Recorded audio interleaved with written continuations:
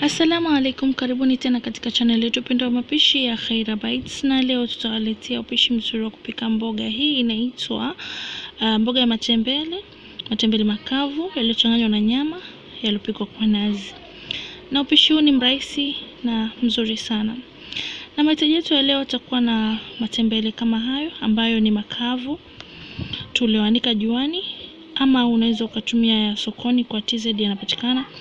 Tutakuwa na nyanya, tutakuwa na karoti, tutakuwa na nyanya chungu, tungule hizo, tutakuwa na kitunguu, tutakuwa na matui yetu mawili ya nazi, la kwanza na la pili, chumvi. Pamoja tutakuwa na nyama. Mimi nimetumia hii ya parcel ambayo imeshachemshwa, lakini pia unaweza kutumia fresh ukachemsha, na chumvi tu pengine na thom. Na unaweza kutumia kwa kiasi ambacho mwenyewe unaweza au unapenda. Mimi nimetumia hiyo, ni sikuipima, lakini kwa kiasi hiko ndio nilichotumia. Lakini mwingine unaweza kutumia robo, unaweza kutumia nusu, mwingine anataka nyama iwe nyingi, mwingine anataka nyama iwe ya kurashia tu. Kwa hiyo hapo tutaanza kuosha matembele yetu, lakini wengine wanafanya kuroweka. Mimi nilifanya kuosha. Baada ya kuosha nikayatia jikoni, nikaanza kuyachemsha kwa sababu ni magumu sana.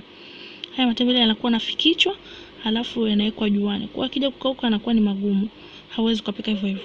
Either uloweke ama uchemshe kama hivyo ambavyo mimi nilichemsha. Kwa hiyo nikatia na chumvi kwa kiasi cha kuchemshia ili mboga ipate kuingia chumvi ndani. Baada ya hapo nitaendelea kuacha matembele yangu yaendelee kuchemka na pate kulainika, kuiva vizuri. Kwa nitaendelea kuacha kama hivyo yanachemka na kuyakoroga na kuangalia mpaka pale yatakapoanza kuwa tayari. Kisha nitaipua na kuchuja. Pembeni nitawasha jiko langu, nitaweka sufuria jikoni na mafuta, na kisha nitaanza kukaanga zile mboga zangu. Nitaanza na vitunguu, nitakoroga vizuri na nitaacha viive, visiwe vya brown lakini kiasi cha vitunguu kuiva. Nitatia carrot, nazo sitaki ziive sana. Na pia unaweza kuwa na hoho ile, lakini mimi sipendi kwenye mboga ya majani, huwa inanichefua. Lakini kama unapenda unaweza ukatia na mboga zingine. Tatia na zile nyanya chungu na matungule. Tatia pamoja na nyanya na nyama. Mwingine anaanza nyama kisha anafuata nyanya, vyovyote vile unavyopenda. Mwingine anapenda kwanza nyama ipate kukaangika kwanza, ipate kuwa kavu kidogo, lakini mimi napenda nifanye hivyo. Baada hapo nitatia yale matembele yetu ambayo tushakusha kuyachuja na kuiacha yatoke yale maji yamepoa.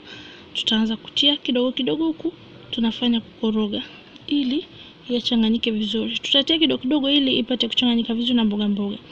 Maana nimeona upishi mwingi ukifanya kutia mboga yote inakuwa yani haileti picha nzuri ama haiwi vizuri, lakini kitia kidogo kidogo inakuwa nzuri.